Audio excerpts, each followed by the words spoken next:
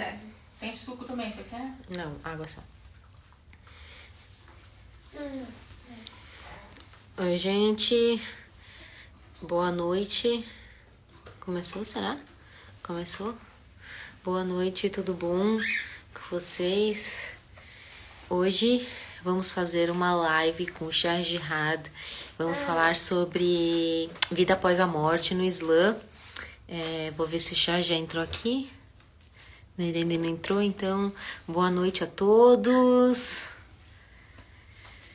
Oi, gente, eu cheguei aqui em casa fazem quantos? 15 minutos na correria, meu Deus do céu. Quase que a xícara ia... O Albud peidou. Não sei se é só isso. Né? Então, no caso, não sabe não ser só isso, né? Mas enfim, ele quer aparecer de qualquer jeito em qualquer coisa que eu vou fazer, né? Mas enfim, Assalamu alaikum, gente. Vamos ver, ainda não entrou. Mas daqui a pouquinho ele já tá entrando. Como vocês estão? Boa noite. Por favor, traz pra mim. Eu tô com a Zena atrás. Tô morrendo de sede. Eu vou pegar uma colher. Por favor, assistente. Vai lá, minha assistente. Produção, a luz, arruma uma luz aqui. Ai. Brincadeira, gente. Não é assistente, não. É minha irmã mesmo. Que no caso...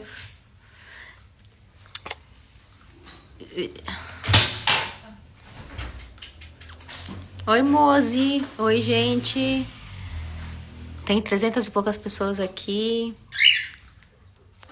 Enfim, eu não sei o que eu vou falar, porque, na verdade, esse assunto sobre a vida após a morte tem vários pontos muito interessantes que o Islã pontua. E estamos aguardando aqui o Shah, né, para ele dar o parecer dele. Obrigada.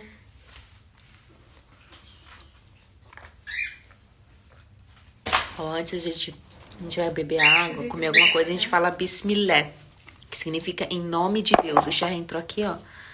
Sempre que a gente vai comer, vai beber, a gente sempre fala Bismillah, que significa em nome de Deus. O Shah já entrou. E... Ó o Mahmoud aqui, já meu assessor, bota a meta de 1000 pessoas. Shah, tá ouvindo? Salam alaikum. Aleikum, Shah, tudo bom? Tudo bem. Tá me vendo? Tô. Então tá bom. Bem, tá tudo certo o áudio, gente? Eu acho que tá tudo certo também.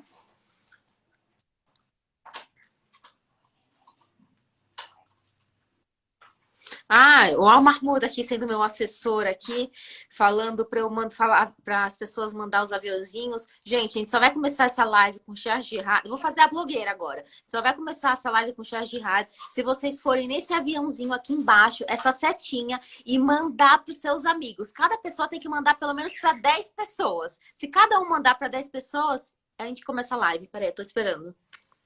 Já mandaram? Não, mais um pouquinho. Já. Tem que fazer um marketing, já. Tem que aprender a fazer essas coisas, ó. Mas Tá certa? o Mahmoud é meu assessor também. Ele que deu a dica aqui. Eu acho que eles estão mandando, porque tá subindo aqui os números. Então, gente, vamos mandando aviãozinho aqui. Enquanto vocês estão mandando o aviãozinho, o Shah vai se apresentar. E a gente só vai começar quando vocês mandarem todo mundo. Eu tô de olho aqui, tá? Shah, se apresente. Assalamu alaikum. Capaz. Eu também estou mandando aqui. Fiquei até com medo também e comecei a mandar.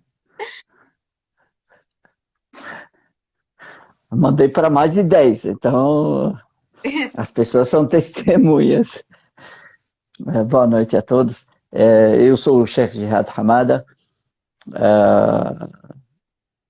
Nasci na Síria. Minha mãe é libanesa, meu pai é sírio. Eu vim pequeno para o Brasil e depois fui estudar jurisprudência islâmica na Arábia Saudita. Voltei ao Brasil em 1991 e aí estudei aqui no Brasil também ciências sociais, história, administração pública e mestrado em comunicação e agora doutorando, se Deus quiser. Terminarei rápido, se Deus quiser. Tchau. Vice-presidente da União Nacional das Entidades Islâmicas, presidente do Instituto Cinco Pilares, ICP, que faz trabalhos humanitários. Algumas coisas, palestrante, tenho alguns cursos, tenho palestras e também empresário no ramo da educação. Veio aqui um intruso. Ah, Vou deixar ele aqui, ele não vai incomodar. Então, acho que ele quer eu saber. sei. Então, vamos falar hoje sobre a vida após a morte. Eu queria que o senhor falasse qual que é a importância, primeiro, da vida no Islã e qual que é a visão dos muçulmanos da morte. A morte significaria um castigo de Deus? O que significaria a morte? E depois a gente vai falar um pouquinho sobre a vida após a morte, o que acontece quando a gente morre. Perfeito. Primeiro, queria te agradecer pelo convite. Participar dessa live. Agradecer também ao Mahmoud, que é parceirão, né? Só que até agora eu não ouvi, né? Eu tô aqui Tá em Floripa, né? Tô em Floripa. Tá em Floripa, tô em São Paulo. Você tá em São Bernardo, né? Em São Paulo. E lembranças a toda a sua família, a família do nosso irmão Mahmoud. A morte para nós, para o Islã, ela é um curso natural, é algo natural, é uma das fases naturais da vida, do ciclo de vida do ser humano. Então nós temos alguns ciclos, nós muçulmanos temos uma via de mão única e tem etapas nesse caminho. Nós temos a vida uterina, na barriga da mãe, que é um tempo determinado, e depois a pessoa morre daquela vida, da vida uterina, e nasce para essa vida. Então, a morte para nós nada mais é do que uma transferência de uma fase para outra, uma mudança de uma fase para outra. Portanto, a morte nada mais é do que a continuação desse caminho. Porém, a mudança de estágio. Então, está no estágio uterino, agora veio para a vida terrena, depois a pessoa passa um tempo aqui e ela parte e vai para um outro estágio, uma outra etapa da vida, desse caminho natural, e se chama Barzakh, que é uma outra dimensão, e depois para o dia de juízo final. E no dia de juízo final, a pessoa vai ser julgada por seus atos e paraíso ou inferno. Então, a morte para nós é algo natural, não é castigo, porque ela é igual ao nascimento, igual ao dia e à noite, igual ao crescimento, o envelhecimento, é algo natural da vida do ser humano. A questão única é que nós não sabemos quando partiremos dessa vida, quando nós vamos fazer essa transferência, nos transferimos de uma fase para a outra. Então, a morte nada mais é para os muçulmanos do que mudança de estágio, mudança de etapa, porém é uma continuação. Então, você acha que é bom, a gente tem que viver a vida se preparando para o dia da morte? A gente tem que saber que isso vai acontecer e tem que fazer a preparação para isso? Na realidade, o Islã ele fala para as pessoas que essa vida, no útero da mãe, nós não temos controle da nossa vida.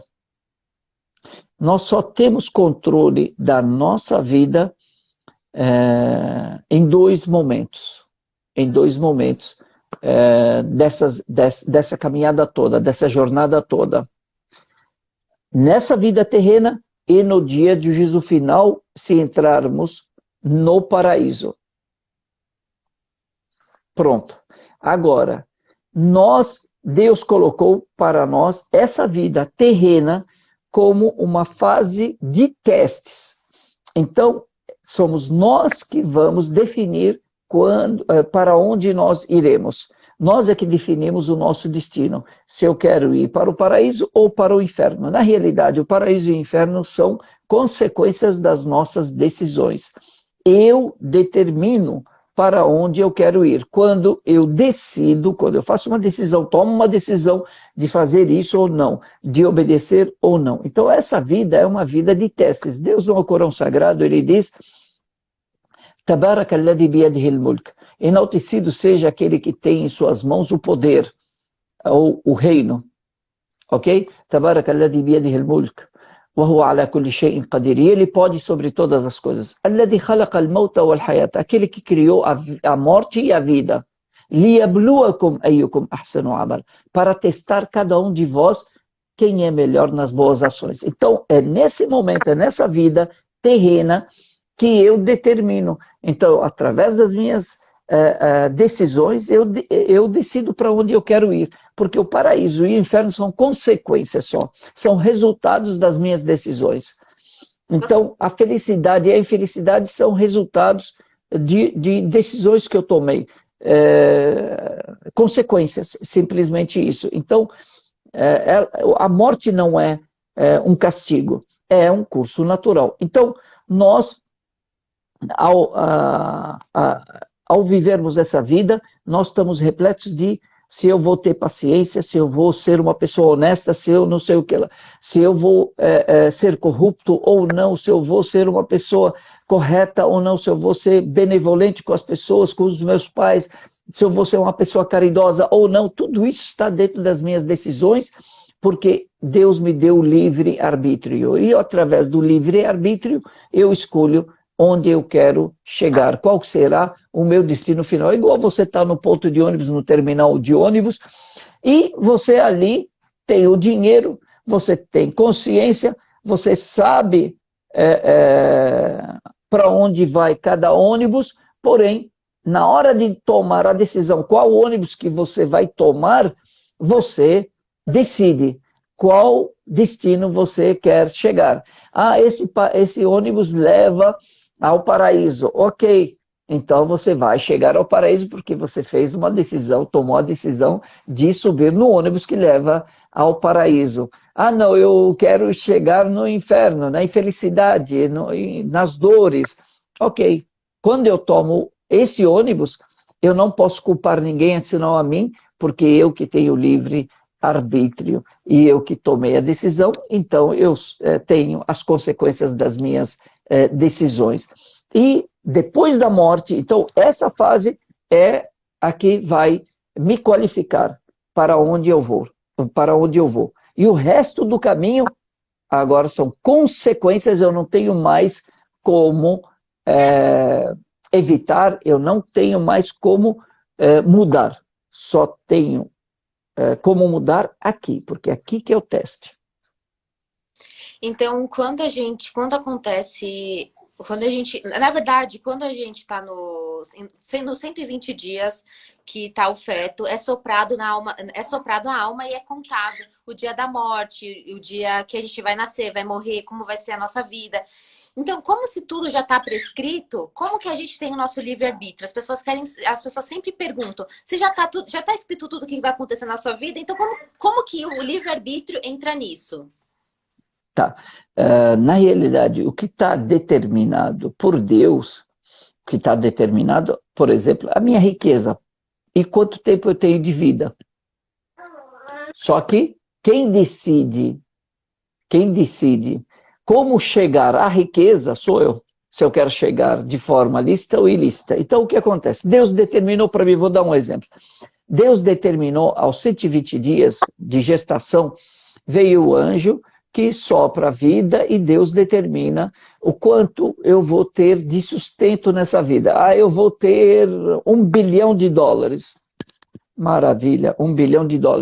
Se eu espernear, se eu dormir, se eu relaxar ou ficar preocupado, ansioso, não importa a minha situação, no final da minha vida eu terei $1 bilhão, nem a mais, nem a menos. Aí a pessoa fala, poxa, então para que trabalhar se já está determinado? Por que eu tenho que trabalhar? Ok. A questão é que Deus, no dia de juízo final, ele não vai me cobrar pelo resultado. Ele não vai me cobrar por que você teve $1 bilhão de sustento durante a sua vida. Deus não vai me cobrar isso. Por quê? Porque ele que determinou isso para mim. Ele vai me cobrar como é que eu cheguei nesse 1 bilhão. De forma lícita ou ilícita. Por quê? Porque isso ele deixou ao meu encargo. Ele deu o livre-arbítrio para mim e falou, agora faça, chegue ao seu sustento de forma lícita. Eu posso estar dormindo, Deus vai me cobrar. Por que você ficou dormindo? Por que não foi trabalhar? Por que não foi tal? O meu sustento ele vai chegar de qualquer jeito. A questão o sustento está na mão de Deus, o resultado está na mão de Deus. $1 bilhão está na mão de Deus, ele que determinou isso para mim. Só que tem algo chamado bênção, que essa é a verdadeira riqueza. R$10 com bênção é muito melhor do que R$1.000 sem bênção. Então, a bênção que é a felicidade, a bênção que é a riqueza. Isso está nas minhas mãos. Isso está nas minhas. Então eu posso ter 1 bilhão com bênção ou sem bênção. Se eu trabalhar honestamente, se eu utilizar de forma tranquila, sem prepotência, sem pisar nos outros, vem a bênção. E esse dinheiro terá bênção e eu estou me qualificando a ser uma pessoa feliz e essa riqueza, ela se multiplicará. Por que se multiplicará? Não no número, mas na qualidade dessa riqueza. A mesma coisa, a vida. Deus determinou para mim que eu vá, por exemplo, o dia que eu nasci, eu que escolhi? Não. Você que escolheu? Não. Ninguém escolhe o dia que nasce. Nem o dia da morte a gente escolhe. Nem o suicida escolhe o dia da morte dele. Ele escolhe o ato. O resultado pode ser que ele alcance, pode ser que não. Pode ser que coincida com o ato ou não. Então, Deus não vai me cobrar por que eu morri em tal data. Porque isso está nas mãos de Deus. Não está nas minhas mãos. Deu um problema técnico aqui. Voltou. Então, Deus vai me cobrar por aquilo que está nas minhas mãos, pelas decisões que eu tomei. Então, Deus não vai me cobrar. Por que você morreu em tal dia? Não. Ele vai falar, por que você fez tal coisa? Então, o suicida, ele será cobrado pelo ato e não pelo resultado. Porque se não tiver... Porque tudo as pessoas têm que entender que é a hora. Se não for a hora da pessoa, ela pode fazer tudo que seja, que não vai morrer. Às vezes a gente tropeça numa pedrinha, morre. Às vezes a pessoa ganha, ela leva 100 tiros e não morre, porque não é... Ela não gosta que eu tô fazendo. Tá, então, quando ela recebe vários tiros, se não for a hora da morte dela, não vai ser a hora da morte. As pessoas, às vezes, elas não entendem isso. Aí, por exemplo, essa tal pessoa morreu porque fez isso. Não, porque já estava escrito, independente de qualquer coisa, ia acontecer, né? Exatamente. Então, nós temos que fazer o quê? As escolhas. O que está nas nossas mãos são as escolhas. Que hora que eu vou morrer? Isso não está nas minhas mãos. Olha só, pessoas que pulam de paraquedas, o paraquedas não abre, você fala, bom, vai morrer. E várias pessoas estão vivas. Uma pessoa que não estava pensando em morrer nem nada, foi comprar pão, tropeçou no cadarço do sapato, caiu, bateu a cabeça na guia, morreu. E ela não estava pensando em morrer, e nem estava... E não tinha nada para que ela morresse, mas chegou a hora dela e não importa. Quando chega a hora, pode ser por engasgar, pode ser normal, caiu, morre e pronto, chegou a hora. Se chegar a hora, a questão não é se a gente vai morrer ou não, porque isso é certo. É a única certeza que você tem na vida que você vai morrer. Então, se é um curso natural, se é algo natural da vida, consequência da vida, quem nasce e morre, então o que eu tenho que fazer? Eu tenho que, se isso está fora do meu alcance, eu tenho que me preocupar com aquilo que está no meu alcance. Creio que isso é uma grande solução e um grande remédio para a ansiedade. Grande remédio para a ansiedade. Que esse é o segredo, é você se preocupar não com o resultado, mas com o meio, aquilo que está nas suas mãos. E muitas vezes a ansiedade é o quê? Eu me preocupar com o resultado, com algo que está fora do meu alcance. Se está fora do seu alcance, se preocupe com aquilo que está no seu alcance. Se está ao seu alcance, faça. E o resultado, deixe nas mãos de Deus. Então, eu vou morrer. Perdão, eu vou morrer. Ok, o que eu tenho que fazer? Sentar e chorar? Ou sair, viver a vida adoidado, já que é tal? Não. É construir algo para que na hora da minha morte eu esteja tranquilo de ter feito a coisa certa. Por quê? Porque tem consequências pós-morte. Porque a vida não termina na morte. Nós temos uma vida pós-morte. E aí nós morremos dessa vida e nasceremos para uma outra eterna. Então, isso é importante. Então, isso é esperança. E isso é respostas para perguntas que muitas pessoas se fazem. Quem sou eu? O que eu estou fazendo aqui? Para onde eu vou? Né? Essas perguntas são respondidas pela religião islâmica, que para mim está tranquilo. Tá tranquilo. Agora, eu fiz coisas erradas, o que eu faço? Eu tenho, enquanto eu tiver vida, eu posso corrigir isso. Eu posso fazer melhor toda vez que Deus...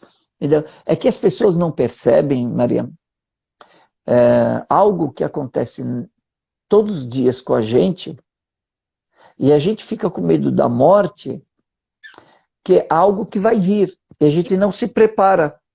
Isso que eu ia te perguntar sobre o medo da morte. Como que é? A gente pode ter medo da morte? Deve ter medo? Não deve ter medo? O ser humano, ele tem medo daquilo que ele desconhece. Ele tem medo. Então, algo novo, a gente tem medo. Sair da zona de conforto, a gente tem medo. Olha só, aqui na Terra, mudar de emprego você já começa. Mudar de ramo na loja já começa o medo, o receio. Por quê? Porque é algo que está fora, muitas vezes, fora do teu cotidiano, da sua zona de conforto. Então a gente tem receio, tem medo. Por mais que você esteja preparada, vai fazer um discurso para uma multidão, para pessoas, na sala de aula, vai apresentar o TCC e você já começa a tremer, a boca fica seca, os lábios ficam...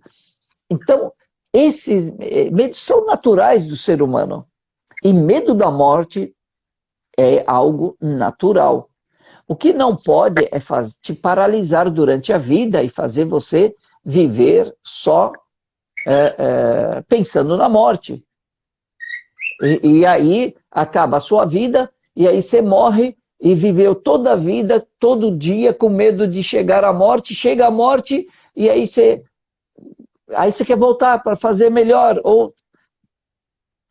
Imagine que uma pessoa que aos 50 anos está pensando em morrer, né? Eu vou morrer, e começa com medo de morrer. Ok. Imagine que essa pessoa viva até os 100 anos.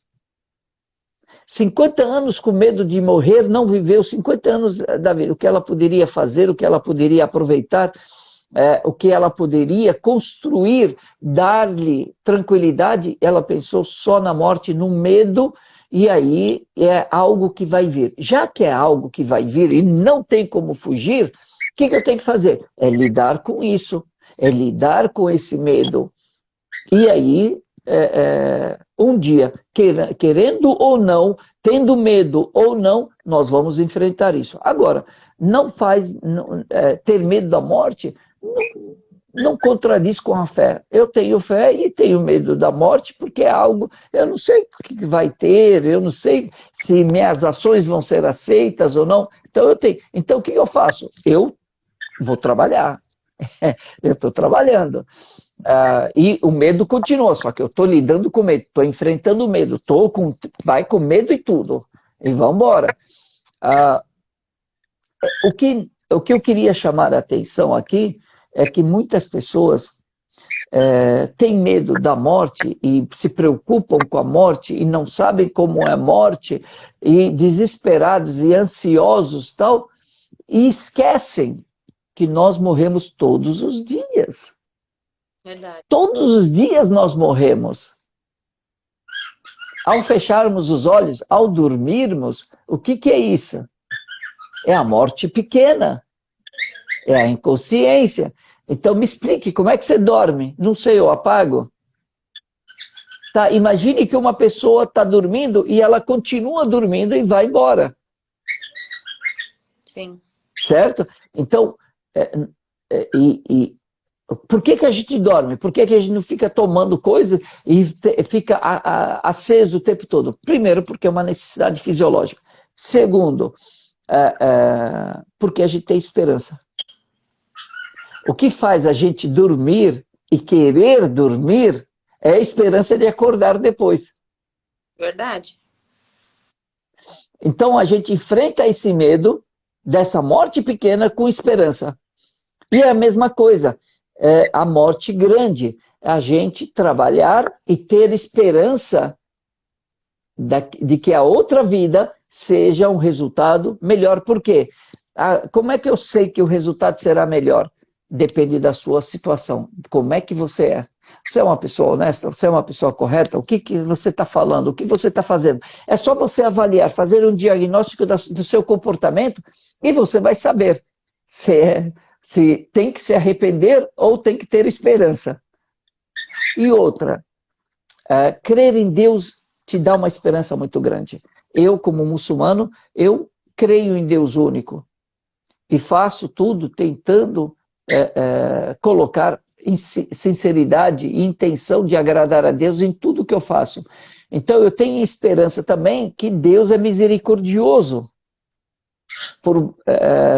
Mesmo que eu tenha algumas falhas, eu tenho esperança na misericórdia de Deus, dele me perdoar, porque a misericórdia de Deus é mais abrangente e maior do que a justiça dele.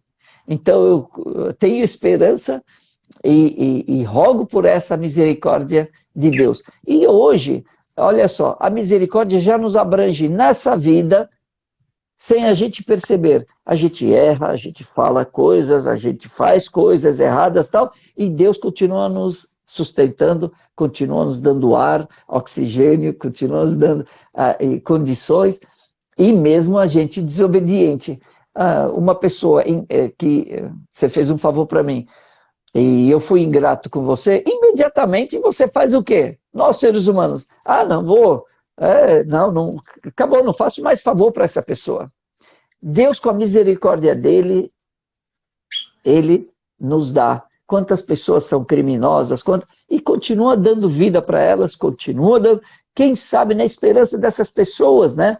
Tomarem uma decisão e voltarem atrás, corrigirem seus erros, pedir perdão a Deus, voltar e corrigirem, serem pessoas melhores. E por isso que ele enviou para nós várias leis, várias regras, várias orientações para que a gente possa se orientar e construir um mundo melhor. Você tem hoje esse meio ambiente que nós devemos cuidar, as pessoas param, elas não se dão conta disso, deveriam se dar conta de tudo que Deus colocou à nossa disposição. Se Ele colocou à nossa disposição, nós não devemos ser pessoas ingratas. Sim, e então tudo que a gente tem que fazer, a gente faz em vida, porque depois que a gente morre, acabou. Não adianta mais, não adianta mais nada. Então, o que acontece? Morreu. Quais são os protocolos que nós muçulmanos seguimos de o ritual fúnebre? Se tem oração, se tem reza, o que acontece com o corpo, o que a gente tem que fazer com o corpo, o que acontece quando a pessoa morre? Primeiramente, a pessoa morreu, o que acontece? O que tem que fazer? Perfeito. O profeta Muhammad, ele diz, quando a pessoa morre, ela se desliga desse mundo. Tudo que ela fazia se desliga desse mundo. A não ser, ela não tem mais ligação com esse mundo. Então, para nós, não existe reencarnação. A pessoa não volta mais para esse mundo. Ela vai para uma outra vida. E ela se desconecta dessa vida. A não ser por três coisas. Três coisas que ela fez nessa vida, ou continuam ligadas a ela depois da morte. Vai daqui para lá, não de lá para cá. Quer dizer, esse negócio para nós não existe. A pessoa morre e ela está olhando por nós. Não tem essa coisa. Nem profetas olham por nós, nem pessoas olham por nós. Nós não acreditamos nisso, porque as pessoas não podem mais fazer nada por nós depois da morte. Então, e outra, quando ela morre, ela se desliga desse mundo. Então, esse negócio de, quando eu morrer, se você não fizer isso, quando eu morrer, vou voltar, vou puxar seu dedinho, quando você estiver dormindo. Não existe. A alma da pessoa está pairando por aqui, sobre a casa, sobre esse negócio. Não, isso não existe para nós. A pessoa morreu, ela se desliga e vai embora. Então, quando morre... primeira coisa, quando a pessoa morre nessa vida, a primeira coisa, vem os anjos, se é uma pessoa boa, que foi uma pessoa boa nessa vida, crente em Deus, o único, seguindo as ordens de Deus, uma pessoa boa, vem os anjos da misericórdia para confortá-la. E não desligam. As três coisas são... As três coisas que não se desligam. Sadaqa Jária, uma caridade permanente que ela fez em vida, por exemplo, e continua dando frutos mesmo depois da morte dela. Por exemplo, em algum lugar eu fiz um poço, por exemplo, um poço de água em área carente. E eu morri. E esse poço continua beneficiando a comunidade. Pássaros, animais, vegetação, pessoas continuam usufruindo dessa água. Eu continuo, mesmo depois da minha morte, eu continuo recebendo royalties, dividendos, mesmo depois da minha morte, eu continuo recebendo essas recompensas. Então, isso aumenta o meu status, a minha situação, vai melhorando. Se tem alguns pecados, vai apagando dos meus pecados. O segundo, um conhecimento benéfico que você fez em vida. Você ensinou alguém alguma coisa boa, algo benéfico, e a pessoa continua utilizando ele e multiplicando, e quanto mais pessoas utilizam desse conhecimento, e mais esse conhecimento benéfico está beneficiando, está sendo dissipado, está sendo compartilhado. Um vídeo, por exemplo, no IGTV aí que ensina alguma coisa a alguém, algo benéfico, a pessoa utiliza isso, mesmo depois da minha morte, mas ele continua beneficiando esse conhecimento, sendo compartilhado, eu recebo a recompensa por esse ensinamento. E o terceiro, um filho virtuoso que suplica por ele depois da sua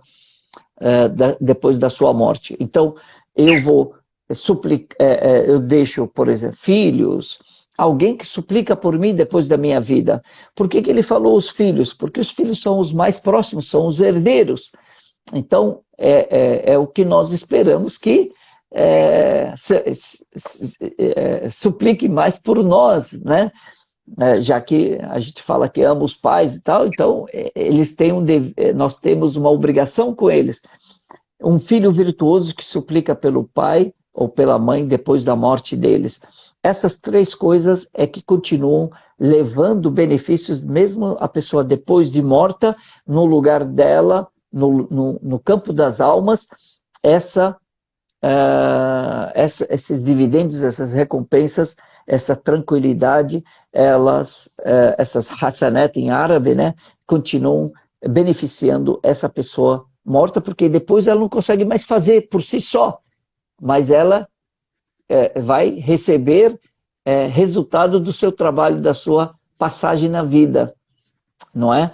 Então, essas três coisas. Então, quando a pessoa está para morrer, vem os anjos, se a pessoa é uma pessoa boa, vem os anjos da misericórdia com a mortalha e vem o anjo da morte para retirar a alma dela e a alma vai saindo suavemente, primeiro pelos dedos dos pés e vai saindo, e vai saindo, e vai saindo pela boca. E a última parte do corpo que tem vida é a língua, e os olhos vão acompanhando a alma, ela saindo. Ela vai acompanhando e vai olhando, os olhos vão acompanhando a alma, ela subindo e ela deixando o corpo. E os anjos da misericórdia a envolvem com essa mortalha e vão subindo com ela pelo primeiro céu, segundo céu, até o sétimo céu, e para nós céu é céu. Paraíso para nós não é céu. Nós fazemos uma diferença entre paraíso e céu. Céu são 7 camadas do céu e depois lá tem o paraíso. Então vai subindo e vão se abrindo as portas dos céus até chegar ao sétimo céu e Deus ordena, abençoa essa alma e ordena que levem ela de volta para o campo das almas, para o túmulo. E o corpo, enquanto isso, para nós, a vida é o quê? É o corpo e a alma juntos. Quando a alma sai do corpo, acaba a vida do corpo. Então, o corpo, para nós, temos o ritual fúnebre islâmico, e nós tratamos, o profeta Muhammad, ele diz, Ikramul Mayyit Dafnu, a dignidade, honrar o morto é enterrá-lo. Se você quiser honrar o morto, dar dignidade a ele, é enterrá-lo. Por isso que nós também não podemos cremar, tem que ser enterrado, não pode ser cremado. Por quê? Porque isso é uma forma de mutilação e atenta contra a dignidade do corpo, contra a honradez do corpo. Então, levamos o corpo e os parentes mais próximos vão banhá-lo, vão dar um banho nele, um banho fúnebre, com água morna,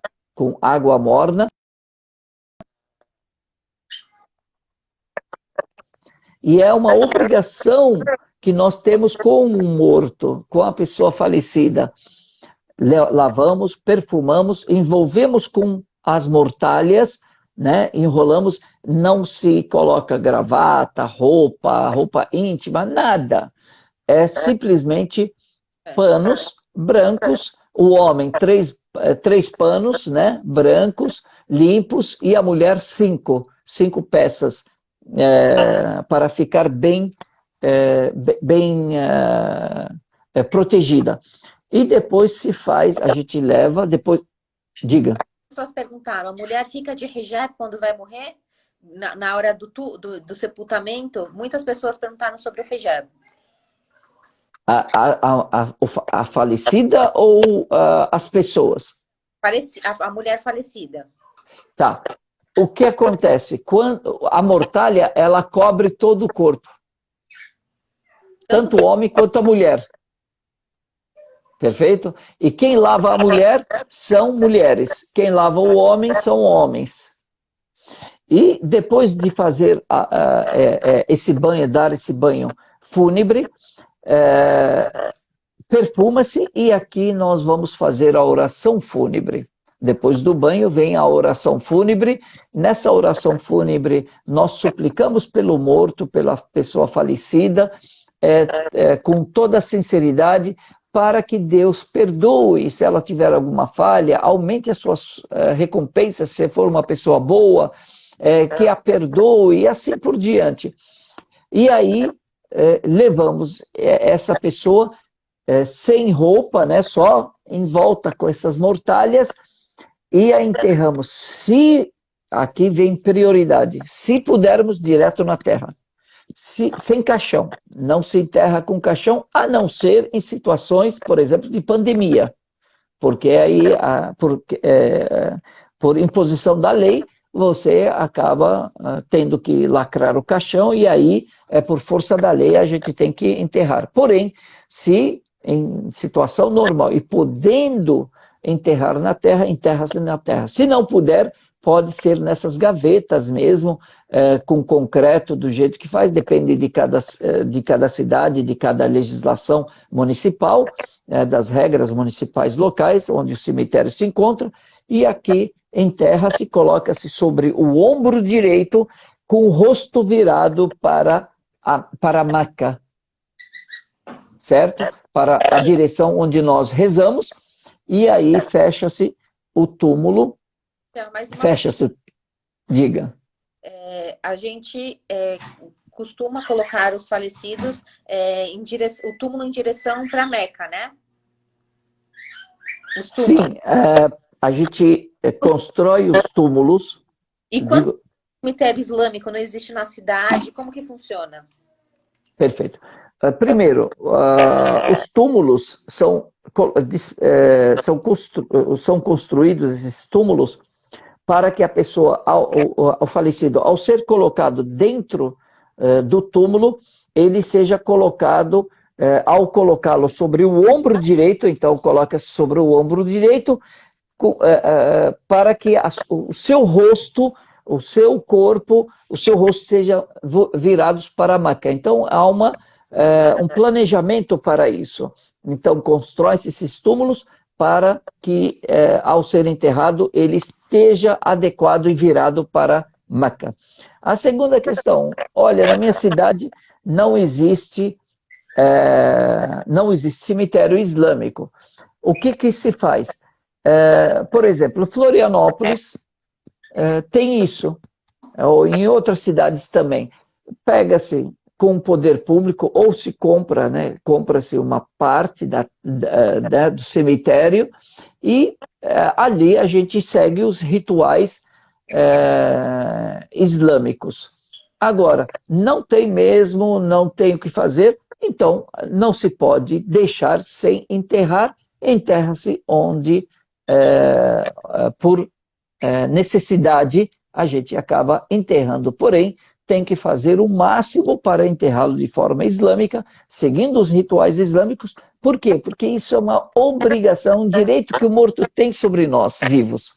Porque ele não pode mais fazer nada por ele. Nós é que podemos fazer. Então, por quê? O profeta Muhammad, ele diz, faça o que você quiser, do jeito que você dá, você receberá. Do jeito que empresta, você lhe será emprestado. Então, um dia nós vamos morrer. E hoje você dignifica alguém, amanhã alguém te dignifica. Então é uma questão de reciprocidade. E é um direito que a pessoa falecida tem sobre nós, não é? É suplicar por ela, dar-lhe dignidade, dar-lhe um enterro digno. Agora, se não tem mesmo, não tem cemitério islâmico, não tem como mandar, então enterra-se no cemitério sem nenhuma imagem, sempre dentro dos rituais islâmicos. Sim. Aí colocou o corpo no caixão. Sim. Estava falando que colocou no túmulo. Certo. Na hora de enterrar, lógico, enterra-se sem o caixão. E aí, o corpo está ali. Aí, a alma volta para nós, acreditamos que a alma volta para o corpo. Como isso é feito, só Deus sabe. Mas a alma volta e aqui vem 2 anjos para ele, para perguntar-lhe sobre quem é o seu Deus, qual é o seu livro, quem é o seu último mensageiro, qual a sua religião.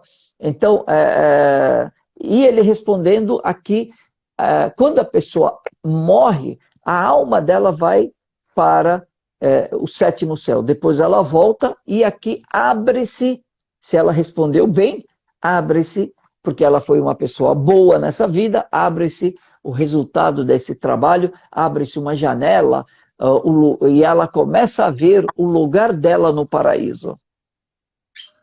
E a pessoa ruim, quando ela vai morrer, vem os anjos da punição. E a alma sai de forma não muito agradável, e esses anjos vão subindo com ela, porém não lhe é permitido passar pelo primeiro céu. E aí fica aguardando até a alma dela, o corpo ser enterrado, e a alma volta para o corpo, para o túmulo, e aqui, se ele não responder, abre-se uma janela, e aí a alma sai do corpo, e abre-se uma janela daquilo que é a espera de punição. E aí é do inferno. Então ela vê o lugar dela no inferno. Agora, se foi uma pessoa, às vezes eu morri crendo em Deus único e tudo, maravilha tal, mas não fui tão muçulmano assim, não fui tão praticante assim, né? Tive muitos erros, tive muitos pecados, mais do que boas ações tal.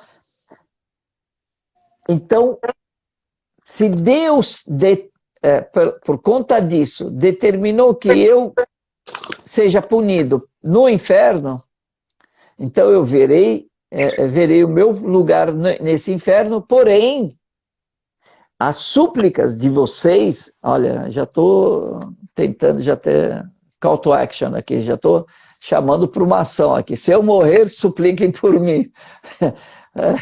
Vou precisar bastante. Eu já estou precisando vivo, né? Imagine depois de morto. As pessoas que suplicam por nós, as ações que nós deixamos, tudo isso faz o quê?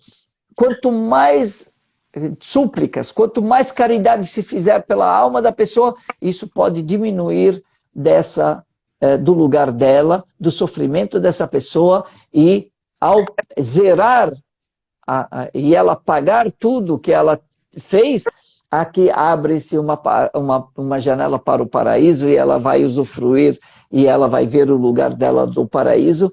Então, e essa é a misericórdia de Deus, de mesmo assim, mesmo antes do julgamento, ainda temos chance de recebermos esses royalties, porém, todas as pessoas morreram. Acabou o mundo, as pessoas todas morrerão. E as almas vão para um lugar chamado Barzakh, que é essa dimensão das almas. As almas, elas se encontram, as almas têm memória, as almas sabem, continua a memória que tinha aqui, elas terão lá, elas se lembrarão de tudo, porém elas não virão a nossa realidade. Tanto que o profeta Muhammad, ele diz, morre uma pessoa e vai para o Barzakh, vai para essa dimensão, e ela encontra uma outra alma. Pode ser que encontre, pode ser que não encontre. É igual aqui, nessa vida. Você tem uma multidão, capaz de você encontrar pessoas que você conhece, capaz de você não encontrar. Então, nesse mundo das almas, duas almas que se conheciam nessa vida, ao se encontrarem, a que estava morta, que tinha morrido antes, pergunta, e aí, tal, como é que tá fulano, tal, e ele dirá, fulano, mas fulano morreu faz tempo. Significa o quê? Que é uma dimensão onde não necessariamente nós vamos encontrar com as pessoas que a gente convivia aqui. Pode ser que se encontre, pode ser que não. Porém, ao morrer, e aí nós acreditamos que vai ter sinais do fim do mundo, isso seria legal depois a gente falar dos 10 sinais grandes do fim do mundo, temos sinais pequenos, mas temos também sinais grandes. Tem vários sinais que já estão acontecendo, né? Inclusive. Muitos, mas os grandes não. Sim, os pequenos. Só um ponto E teve muitas perguntas também na caixinha em relação no cemitério, se as mulheres podem ir para o cemitério. O cemitério pode ir ao cemitério, pode ir. Certamente que vestidas, as mulheres, os homens, vestidos adequadamente. Por quê? Porque é um solo sagrado. Respeito aos mortos, respeito às pessoas que estão ali. Então, ir ao cemitério, visitar o cemitério, é recomendado também. Por quê? Porque o profeta Muhammad, ele disse... visitem os cemitérios porque lembram, o cemitério lembra do dia de juízo final, quer dizer, nos faz refletir que um dia nós vamos entrar aqui e nós vamos permanecer, e nós vamos morrer, essa é a nossa morada, não é? Então, nesse momento, é importante a gente refletir. E muitas vezes a gente é pego pela soberba, pela vaidade, né? E quando a gente faz uma visita ao cemitério e a gente começa a enxergar que pessoas ricas, pessoas pobres, pessoas nobres, pessoas famosas, todo mundo está ali. Pessoas que a gente amava, que a gente odiava, estão ali. Então faz com que a gente reflita sobre isso, volte atrás e controle um pouco mais, porque depois que morre, nós somos dependentes. Sim. Não existe a pessoa mais rica do mundo, a pessoa mais poderosa do mundo. Depois que morre, ela depende das súplicas dos vivos. Ela suplica da caridade dos vivos. Então, é muito importante a gente prestar atenção nisso. Então, acabou o mundo... Só um ponto que eu acho muito interessante falar também, quando a gente vai visitar os mortos, os nossos passos, tem uma passagem, um hadith, eu acho que fala que os passos da pessoa que vai visitar os mortos, eles sabem que a pessoa está chegando? Como que é? Eles escutam. O profeta Muhammad, ele diz que as pessoas mortas, quando ela é enterrada, ela escuta os passos das pessoas. Ela escuta os passos das pessoas. Pronto. Então, como só Deus sabe, ok? Tem coisas que nós temos limite e nós não sabemos, e também Deus, ele nos deixa saber aquilo que é interessante para nós e é imprescindível. E algo que não é, que é a mais e que não vai fazer diferença na nossa vida, então ele deixou para como o oculto, né? Então, o mundo acabou, né? Veio Jesus, Jesus retornou, acabou com o anticristo, reinou com justiça, com paz e tal, acabou o mundo. Ao acabar o mundo, Deus, ele tira a vida até dos anjos. E o último a ser tirado a sua vida é o anjo da morte. Ele mesmo? Ele também, exatamente. Por quê? E aí permanece somente o eterno, que é Deus.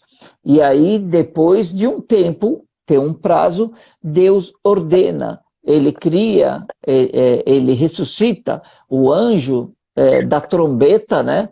E ordena que ele sopre nessa trombeta, ou sopre, né? E aí faz chover. E começa as pessoas, os corpos das pessoas da terra começam a se reconstituir, se reconstruir. Os corpos. Porque dentro da religião nós acreditamos que existe uma partícula, existe um ossinho no corpo do ser humano que é indestrutível e continua tendo energia, e ele é indestrutível. Então Deus, quando ele faz chover, cada pingo de água, ao tocar nessa partícula, nesse pedacinho indestrutível dele, ele carrega todo o código genético das pessoas físicas, e aí começa a brotar e começa a se reconstituir o corpo de cada um de nós novamente, se reconstitui, e Deus ordena as almas, cada alma voltar para o seu corpo, e aqui vamos para o dia de juízo final, e aqui temos etapas e seremos julgados pelos nossos atos que nós praticamos nessa vida, e aí teremos paraíso ou inferno como consequências das nossas ações, das nossas decisões, da nossa conduta, do nosso comportamento nessa vida. O que isso demonstra? Demonstra que nós precisamos uns dos outros. Ninguém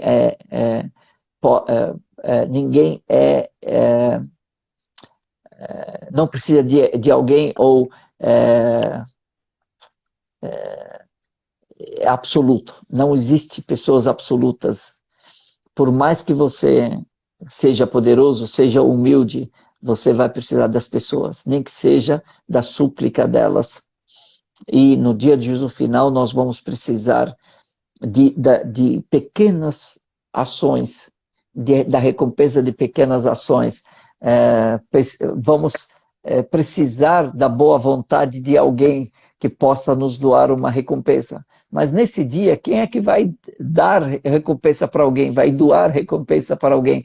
E é nesse momento que a injustiça que nós praticamos, ela será, ali será feita a justiça. Então nunca ache que essa vida e pronto, e acabou. Não, não acabou. Ela simplesmente é uma etapa. Assim como a nossa vida uterina não acabou.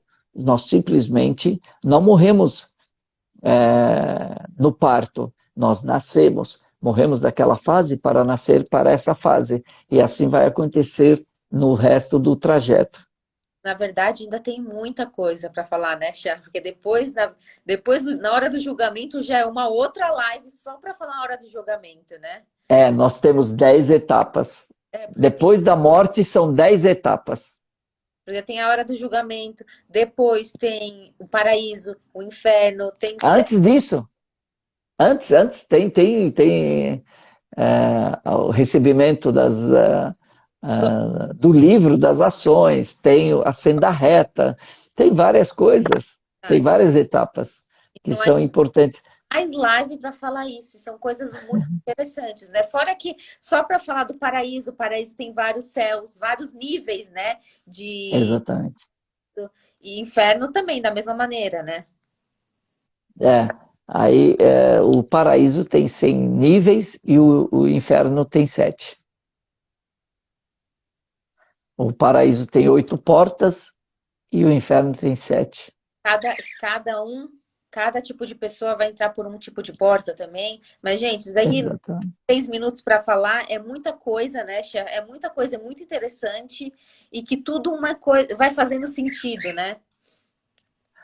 É verdade. Essa vida, nós somos muito frágeis, Maria. É que a gente se pega pela vaidade, pelo orgulho.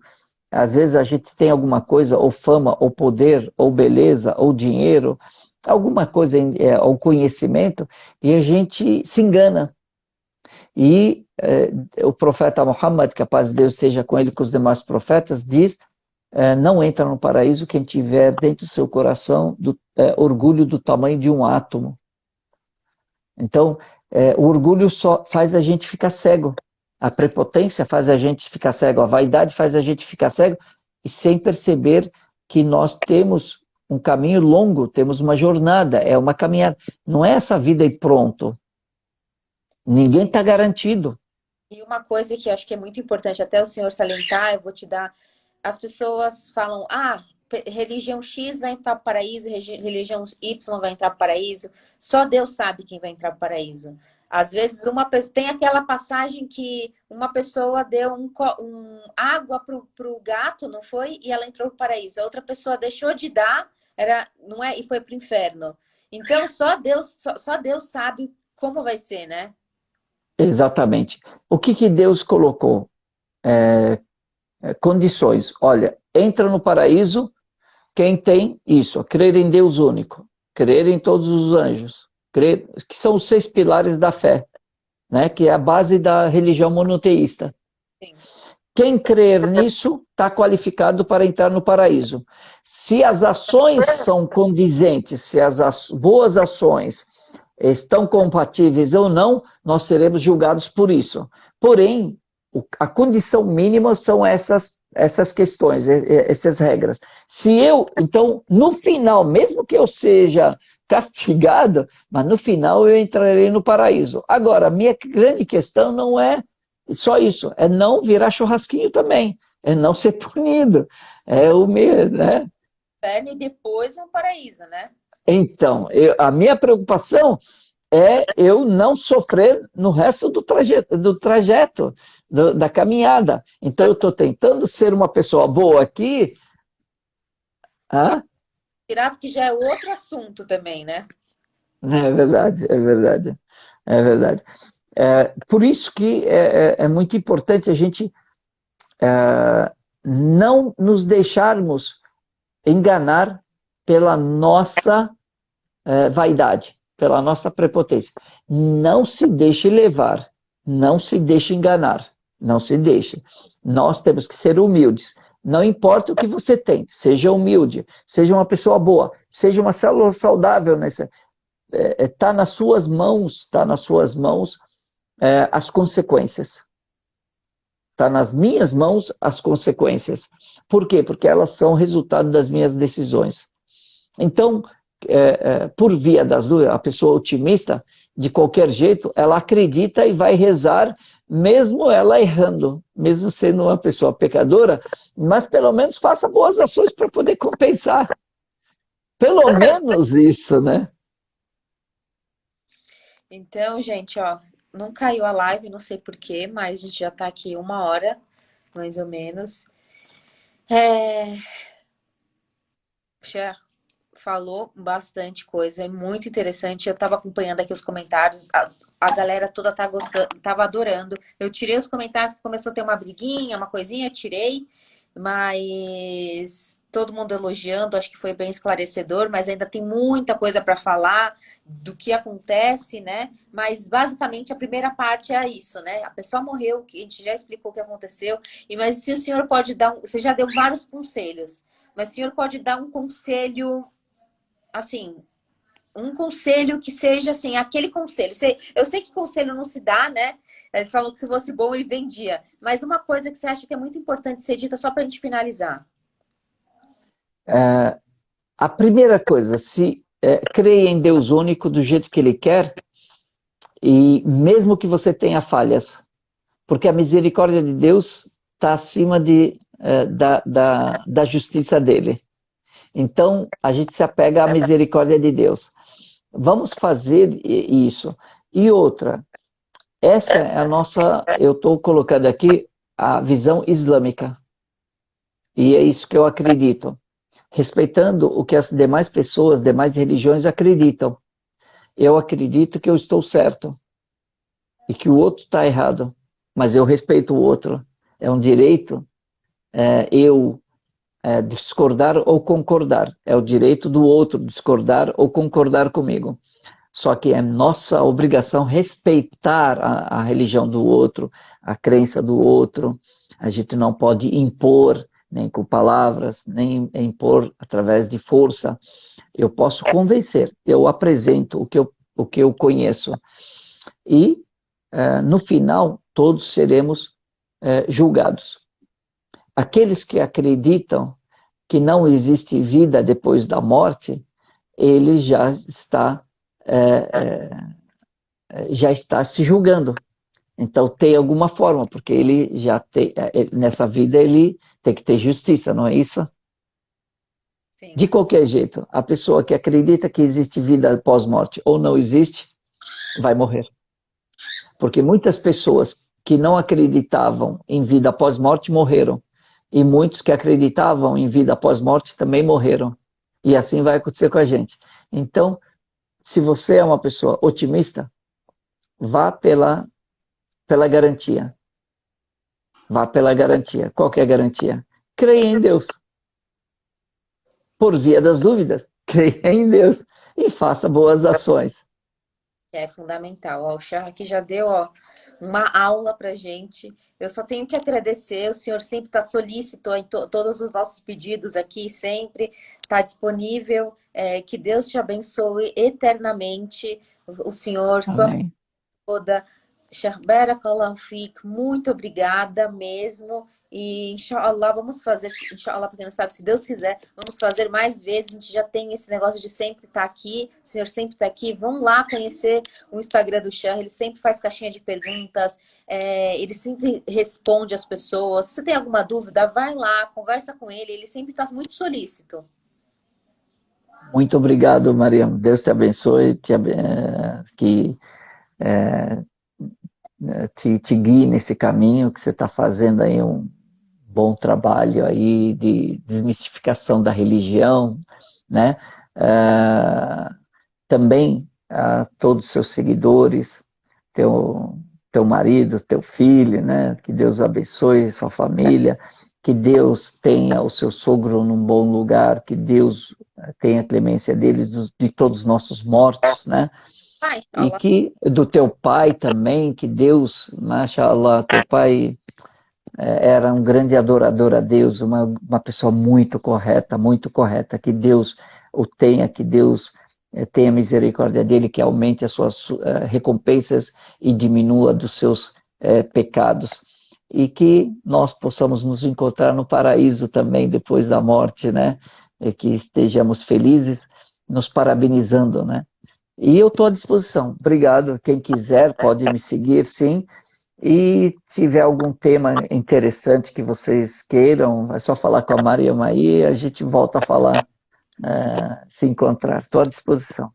Muito obrigada, Barakallahu Fik. Muito obrigada para todo mundo que esteve até aqui, que assistiu. Eu vou deixar assim a live salva para todo mundo poder assistir. E para a gente ajudar, vocês ajudarem eu e o Char, termos aquela recompensa eterna, né? Porque esse vídeo ficar viralizando e ajudando muitas pessoas, se Deus quiser. Conhecimento benéfico. E muito obrigada, Char. Salam É aleikum. isso, obrigado. Valeu, Deus abençoe.